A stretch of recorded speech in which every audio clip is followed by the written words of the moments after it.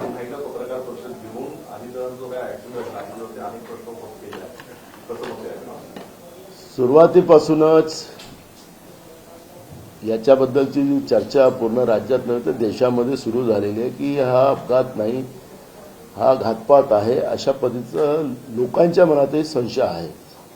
पण पवार परिवारातीलच 2 टर्मचे आमदार रोहित पवार यांनी अनेकदा याच्यावरच्या शंका व्यक्त केलेल्या आहेत आणि त्यांनी सांगितलं की अमेरिकेला याचा ब्लॅक बॉक्स गेला नाही पाहिजे. कॅनडा असेल, लंडन असेल, अनेक देशाची त्यांनी नावं सांगितली. याच्या माध्यमातून ती चौकशी व्हावी ही सुरुवातीपासूनच त्यांची भूमिका राहिलेली आहे. मी आपल्याला या निमित्तानं सांगेन की अगर हा घातपात असेल तर मग या देशामध्ये कोणीच सुरक्षित नाही. ना राजकीय माणूस सुरक्षित आहे, ना सर्वसामान्य माणूस सुरक्षित आहे. याच्याबद्दलची ज्या पद्धतीची सुई रोज कोणी ना कोणी संशयाच्या भोवऱ्यात याच्याने आणताना आपण पाहतोय. आपण आता राज्याच्या उपमुख्यमंत्री आणि अजित पवारांच्या मिसेस सुनित्रा पवार यांनी सीबीआय चौकशी मागितलेली आहे. पण या केंद्रातल्या एजन्सीवर आता कोणाचा भरोसा राहिलेला नाही आणि म्हणून पवार कुटुंबातले रोहित पवार यांनी ज्या काही मागण्या केल्यात त्या मागण्या सरकारने पुढे येऊन त्या पद्धतीची ही चौकशी करावी. कारण की इथला जो या विमानाचा जो मालक होता त्याला विदेशात पाठवून दिले गेलेलं आहे असं त्यांनी आज पत्रकार परिषदेमध्ये सांगितलं. त्यामुळे हा अजून संशय वाढत चाललेला आहे. फ्युलचा प्रश्न आहे, फिजिबिलिटीचा प्रश्न आहे, पायलटचा प्रश्न आहे, हे अनेक प्रश्न त्या ठिकाणी आहे. ते फ्लाईट पण रिपेअरमध्ये होतं आणि जे सांगण्यात आलेलं आहे की जो कोणी चालक होता तो ऐन वेळेवर सकाळी पोहोचला नाही, ट्रॅफिकमुळे अडला. आता मुंबईमध्ये सकाळचं ट्रॅफिक म्हणजे सकाळी 6 वाजताचं एवढं जास्त ट्रॅफिक राहत नाही. मग हा ड्रिंकर पायलट कसा यांनी आणला ऐन वेळेवर, हे सगळे प्रश्न या निमित्तानं निर्माण झालेले आहेत आणि म्हणून या पद्धतीचं पारदर्शकतेने ही चौकशी व्हावी ही मागणी पवार परिवाराकडून केली जाते. आणि आम्ही पण या ठिकाणी हेच म्हणू की सगळ्या विमानात अगर सुरक्षित नसेल आणि विमानात या पद्धतीचा घातपात घडवला जात असेल, गुजरातमधलं जे लंडनला जाणारं जे विमान होतं त्याचं अजूनही केंद्र सरकारकडून चौकशी पूर्ण झालेली नाही, त्याची पाहिजे तशा पद्धतीची माहिती आलेली नाही. मग विमानात घातपात केला जातोय का, हा प्रश्न या निमित्तानं निर्माण झालेला आहे. आणि म्हणून रोहित पवारांची जी मागणी आहे ती सरकारने पुढे येऊन त्याला त्या पद्धतीची चौकशी करावी ही पण भूमिका आमची आहे. रोहित सिंग जे या संपूर्ण विमान कंपनीचे मालक होते त्यांचे राजकीय व्यक्तींसोबत असणारे नेक्सस सुद्धा त्यांनी समोर मांडलेले आहेत आणि ते भारताबाहेर कसे गेले. तर इतका मोठा अपघात या एका विमान कंपनीच्या अस्तित्वामुळे झालेला होता, तर मग त्यांच्या मालकाला देशाबाहेर जाण्याची परवानगी कोणी दिली, हा प्रश्न आता त्यांनी उपस्थित केला. बघा, आपल्याला लक्षात असेल की केंद्र सरकारच्या गुन्हेगारी प्रवृत्तीला जे अभय देण्याची जी परंपरा राहिलेली आहे ती परंपरा आपण या ठिकाणी पाहतो आहे. गोव्यामध्ये क्लबमध्ये आपल्या झालेला मधल्या काळातला स्फोट आणि त्याच्यातून त्याचा मालक विदेशात गेलेला आपण पाहिलेलं होतं. तसंच ही घातपाताची घटना असेल आणि असा संशय असेल तर अशा विमान मालकांना देशाच्या बाहेर जाण्याची परवानगी केंद्र सरकारने का दिली हा एक प्रश्न या निमित्ताने निर्माण झालेला आहे. त्यामुळे रोहित सिंगला या ठिकाणी बोलवून त्या पद्धतीच्या चौकशी त्या ठिकाणी व्हावी ही भूमिका त्याच्यामधली आहे. मुस्लिम आरक्षण जे आहे या सगळ्या संदर्भात जो अपघात झाला याच्यामध्ये काही राजकीय हस्तक्षेप देखील आहे आणि सगळं दाबण्याचा प्रयत्न करण्याचा असा देखील गंभीर आरोप आहे. बघा, जी घटना गुजरातच्या माजी मुख्यमंत्र्यांच्या सोबत गुजरातमध्ये जी घडली लंडनला जात असलेल्या विमानामध्ये, त्याची अजूनही ती चौकशी पुढे आलेली नाही. वास्तविकता त्या ठिकाणी पुढे आलेली नाही. तीच भीती महाराष्ट्रामधली राज्याचे तत्कालीन उपमुख्यमंत्री अजित पवार यांचा जो मृत्यू या विमान अपघातामध्ये झालेला आहे, त्या पद्धतीची चौकशी दबून राहू नये ही भूमिका त्या कुटुंबातली लोक मागतात आहेत, रोहित पवार मागते आहे. त्यामुळे या चौकशीला त्या पद्धतीचं पुढे जाण्याची भूमिका सरकारने घ्यावी. सर, काल राज्य सरकारने शासन निर्णय काढलाय आणि मुस्लिम आरक्षण निर्णय रद्द केलेले आहे. बघा, राज्य सरकार द्वेषपूर्ण पद्धतीनं सत्ता चालवत आहे याची कोणालाही शंका नसावी आणि हा काय आरोप नाही, ही वस्तुस्थिती आहे. शपथ घेत असताना मग मुख्यमंत्री पदाची असो मंत्रिपदाची असो आम्ही सगळ्यांच्या बद्दल ममत्व ठेवू, कोणाबद्दलही द्वेष करणार नाही अशी भूमिका शपथ घेताना हे लोक घेतात, संविधानावर हात ठेवतात. पण त्याच संविधानाला मुठभाती देण्याचं पाप राज्याचं आणि केंद्राचं सरकार करताना आपण पाहतो आहे. माननीय उच्च न्यायालयाने दिलेल्या आदेशाचंही पालन ते करायला तयार नाहीत आणि त्याच्यामुळे द्वेषपूर्ण व्यवस्थेच्या माध्यमातून ही मुस्लिम आरक्षणाची कारवाई केली गेलेली आहे असं आम्ही म्हणू.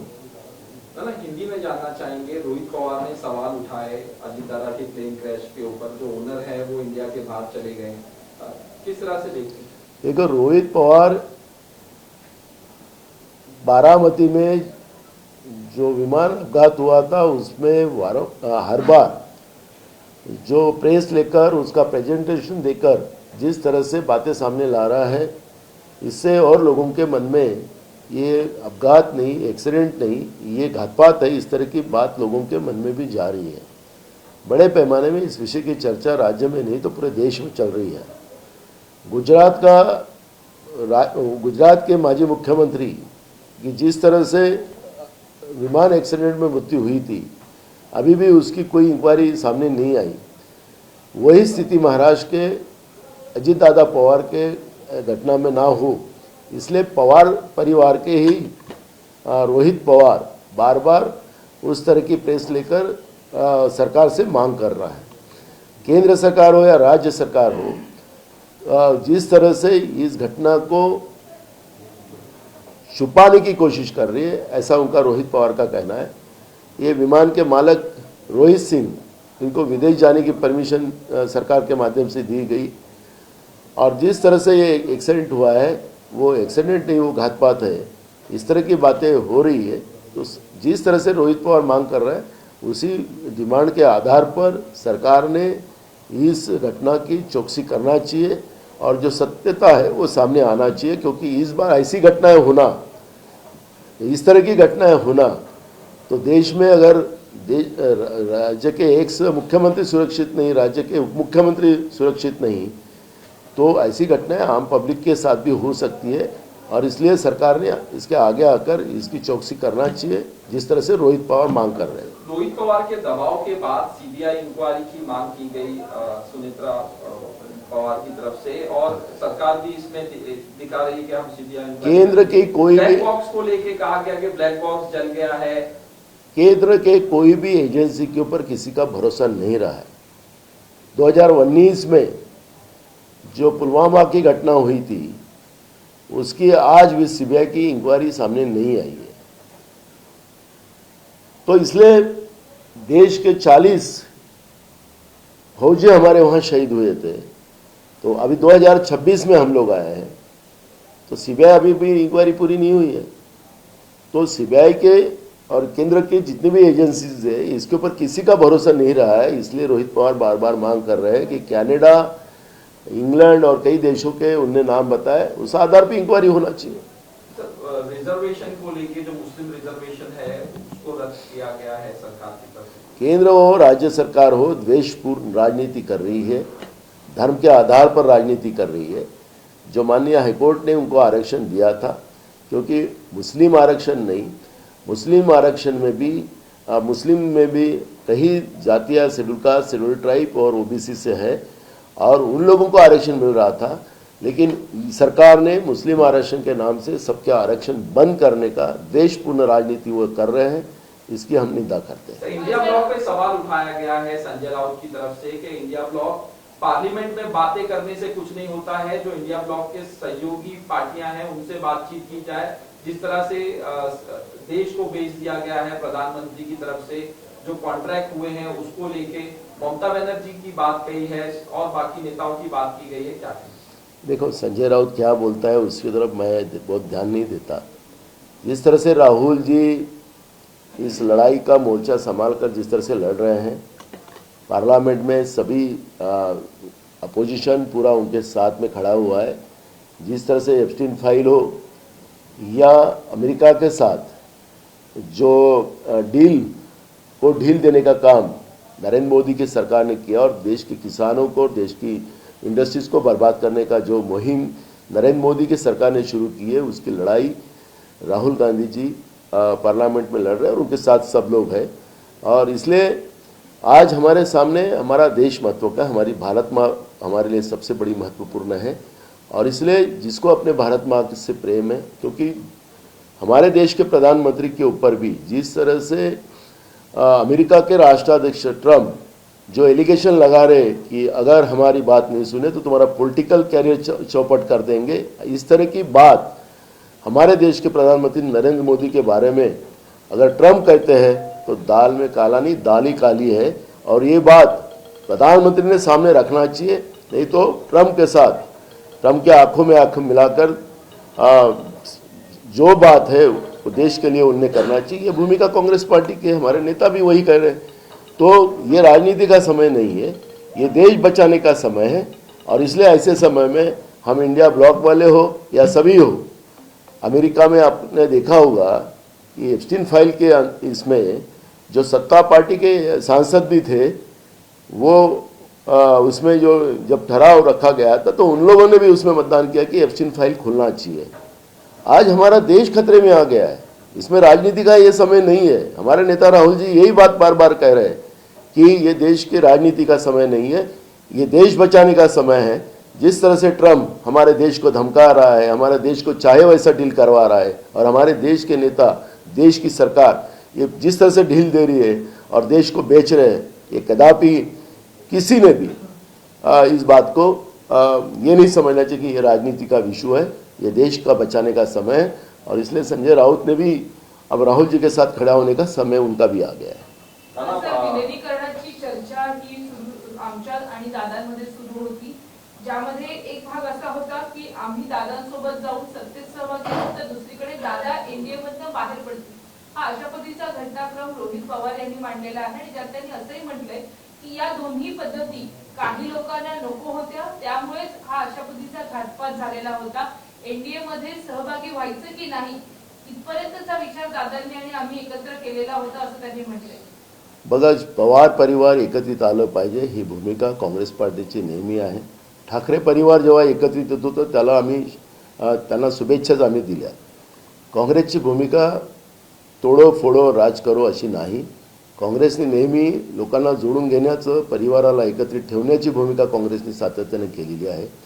पण आज दोनही राष्ट्रवादी म्हणजे दोनही पवार परिवार एकत्रित आलं नाही पाहिजे, तर ते दिल्लीमध्ये बसलेली जी सरकार आहे तिथून हे सगळं सूत्र चाललेलं आहे। ज्या अजित पवारांच्या जे काही नेते आहेत दिल्लीमध्ये त्यांना तिथून चाबूक लावलं जाते आणि हे परिवाराला एकत्रित येऊ दिलं जात नाही। आमची भूमिका की हे परिवार एकत्रित आलं पाहिजे ही आमची भूमिका आहे। परिवाराचा वाद नको, राजकारणाच्या ठिकाणी राजकारण केलं जाणार, पण परिवारामध्ये वाद नाही, परिवाराने एकत्रित राहावं ही भूमिका काँग्रेस पार्टीची आहे। परंतु या विलीनीकरणाच्या मुद्द्यातनं कुठेतरी हा घातपात झाला असावा अशी सुद्धा त्यांनी शक्यता बघा, म्हणून आम्ही इतकं कठीण होतं का की त्यासाठी राजकीय व्यक्तींना जीव द्यावा लागला। म्हणून आम्ही तुम्हाला सांगितलं की अजित पवारांच्या प्रकरणामध्ये जे काही रोहित पवार भूमिका मांडतात आहेत त्याच्यातली वस्तुस्थिती सरकारने पुढे आणण्यासाठी त्यांनी ज्या काही एजन्सी सांगितल्या त्यांच्याकडे त्यांनी सरकारने ती चौकशी करावी, म्हणजे वस्तुस्थिती पुढे येईल। हा संसदेचा भोवरा हा मोठ्या प्रमाणात फिरतो आहे, अनेक लोकांची नावं त्याच्यामध्ये आपोआप यायला निघालेली आहे। त्यामुळे मी या ठिकाणी एवढंच सांगेल की घातपात आहे की अपघात आहे याच्यावर मला आता त्या निष्कर्षावर जाता येणार नाही, पण पवार परिवारातलाच व्यक्ती या पद्धतीनं रोहित पवारांच्या माध्यमातून जी काही भूमिका मांडतो आहे याला गांभीर्याने सरकारने घेतलं पाहिजे एवढंच आमचं म्हणणं आहे। आणि दोन्ही पवार परिवारांनी एकत्रित आलं पाहिजे ही भूमिका आमची आहे। मायनॉरिटी स्टेटस को लेकर राज्यसभेच्या 7 जागा जाहीर झाल्या, म्हणजे निवडणूक जाहीर झालेली आहे। काँग्रेस यामध्ये उतरणार आहे निवडणूक दिवसाची? बघा आता आमचं जे अलायन्स आहे त्या अलायन्समध्ये काय काय होतं आणि राज्यसभा आणि विधान परिषदेच्या निवडणुकीची रणनीती जे काही असेल ते आमचं हायकमांड ठरवतं. हायकमांड जे काही भूमिका आम्हाला सांगेल त्या भूमिकेप्रमाणे मी स्वतः आमदार आहे, आम्हाला पण मतदान करावं लागणार आहे. त्यामुळे जे काही आमचं हायकमांड कळवेल त्याप्रमाणे आम्ही करू. सर, माइनॉरिटी स्टेटस जो दिया गया है एजुकेशन इंस्टीट्यूट को, जिस दिन अजित पवार का निधन हुआ उसी दिन दिया गया 75 जो इंस्टीट्यूट है, अब उस पे इंक्वायरी बिठाई गई है और जो ऑफिसर थे उनका भी ट्रांसफर किया गया है. क्या देखो, महाराष्ट्र की सरकार पूरी भ्रष्ट सरकार है, ये हमने कई बार कहा है, आपने कहा है, वो आरोप है. जिस तरह से सरकार रोज तिजोरी लूटने का काम कर रही है, डाका डाल रही है, उसी का परिणाम है कि महाराष्ट्र के जो मंत्रालय में बैठे हुए अधिकारी अजित पवार के जाने के बाद उनकी ही डुप्लीकेट साइन मारकर उनने अल्पसंख्यक स्कूल की मान्यता देना, करोड़ों रुपए का चूना लगाने का काम जिस तरह से किया है, तो इसका मतलब है कि सरकार पूरी भ्रष्ट है और इसलिए वो अधिकारियों ने हिम्मत की है. अगर ये सरकार भ्रष्ट नहीं रहती, फडणवीस सरकार भ्रष्ट नहीं रहती, तो अधिकारी की मजाल भी नहीं थी. ये महाराष्ट्र के इतिहास में ये पहली घटना है और घटना ये सरकार को ही चुना लगा के गई है. जनता का पैसा लूटने का काम तो चल ही रहा है सरकार के माध्यम से, लेकिन अधिकारियों ने जिस तरह से ये हिम्मत की है, ये सरकार की ही गलती है. आपने देखा होगा कि मैं आज पेपर पढ़ रहा था कि पुणे में जो जमीन घोटाला हुआ है उसमें खाड़गे समिति बिठाई गई थी, तो अधिकारी को दोषी ठहरा दिया. हमको तो एक बात समझ में नहीं, हम उस पर चर्चा मांगेंगे. कौन दोषी है ये इशू नहीं है. किसके दबाव से हुआ था? मुख्यमंत्री के दबाव से हुआ था? किसके दबाव से हुआ था? अधिकारी ने हिम्मत कैसे की? तो आईटी के नाम से जिस तरह से उसके टैक्स भी बचाने का काम किया गया, 1800 करोड़ की प्रॉपर्टी 300 करोड़ में बेची गई. तो ये सब जवाब सरकार को देना पड़ेगा. एक तरफ सरकार के तिजोरी में पैसा नहीं, पूरे महाराष्ट्र में पूरे गड्ढों के रास्ते गड्ढों के हो गए, लोगों का जीना हराम हो गया, लोग एक्सीडेंट में मर रहे हैं और सरकार के पास पैसे नहीं है. और इस तरह से महाराष्ट्र बेचकर नेता लोग अपने घर भर रहे होंगे, तो कदापि ये सहन नहीं किया जाएगा और हम पूरी इसकी जांच मांगेंगे और पूरी तरह से हम लड़ेंगे. नाना, महाराष्ट्र में इस तरह की राजनीति देखी जाती, कभी औरंगजेब का नाम आता है, कभी अफजल खान, फिर आजकल टीपू सुल्तान चल रहे हैं, छत्रपति शिवाजी महाराज को लेके बातें कही जाती है. आप क्या कहना चाहेंगे?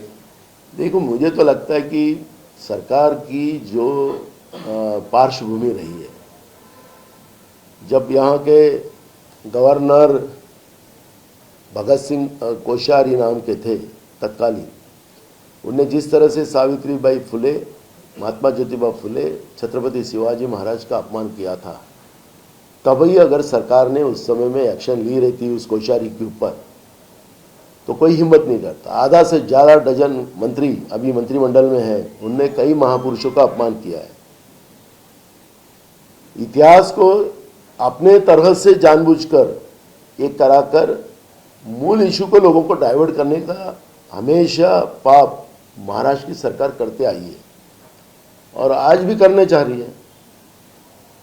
हमारे प्रदेश अध्यक्ष सबकाल ने क्या स्टेटमेंट किया मैंने अभी सुना नहीं है उनका, लेकिन हमने कहा कि छत्रपति शिवाजी महाराज की तुलना, क्योंकि दुनिया में कई राजा हो चुके हैं, एक में वो राजा ऐसे रहे, वो जनता के राजा रहे और उनको छत्रपति पद जो है वो जनता ने दिया है.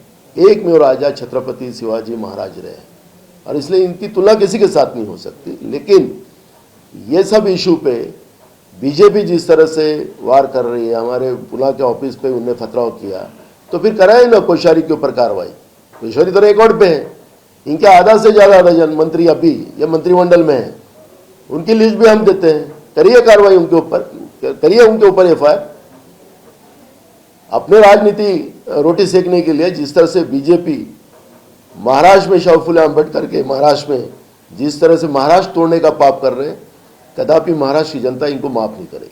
मुंबईच्या शहरात डान्सबार सुरू आहेत किंवा मग दुधाळाच्या अड्ड्याच्या बाबतचे व्हिडिओ जे आहेत ते लोकशाही पार्टीने समोर आणलेले आहेत. सातत्याने अशा प्रकारचे व्हिडिओ समोर जाताना कारवाई होताना दिसत नाही. या सरकारला भ्रष्टाचाराचं विळखं एवढं मोठं आहे की त्या विळख्याच्या माध्यमातून मग डॅन्सबार असतील, अवैध दारूचे धंदे असतील, दारूपासून मोठ्या प्रमाणात रेव्हन्यू कशी गोळा होईल त्याच्यावर हे सरकार काम करत आहे. मी तर या सरकारला मागणी करणार आहे यावेळेस की एक्साईज डिपार्टमेंट बंद करा, दारूबंदी विभाग, दारू सुरू करा मोहीम काहीतरी विभाग काढा. म्हणजे जेव्हा काही आढावा घेतला जातो तो दारूपासून कोणत्या जिल्ह्यात किती उत्पादन मिळतं त्याच्यावर हे सरकार आढावा घेतं. अनेकांचं कुटुंब उद्ध्वस्त करून हे सरकार आपली तिजोरी भरणं आणि तिजोरी भरून सरकारला भ्रष्टाचाराचं वाव त्याच्यामध्ये मिळावा या पद्धतीचा प्रयत्न करतात. आणि म्हणून या सरकारला दारूबंदी खातं बंद करायला आम्ही म्हणणार आहोत आणि दारू उघडण्याचं खातं उघडा अशा पद्धतीचं या सरकारला म्हणावं लागेल. दारूचे लायसन देतात हे लोक, बिअर बार शॉपी तर गलोगली दिली किराणा दुकानासारखं. तर हे सरकार जे आहे हे भ्रष्ट व्यवस्थेचं सरकार आहे. हे सरकार महाराष्ट्राचं जे काही शाहू फुले आंबेडकर विचारसरणी आहे त्याला उद्ध्वस्त करायला लागलेलं आहे. आणि म्हणून या अधिवेशनामध्ये हे सरकारला पूर्ण जबाब आम्ही विचारणार. थँक्यू.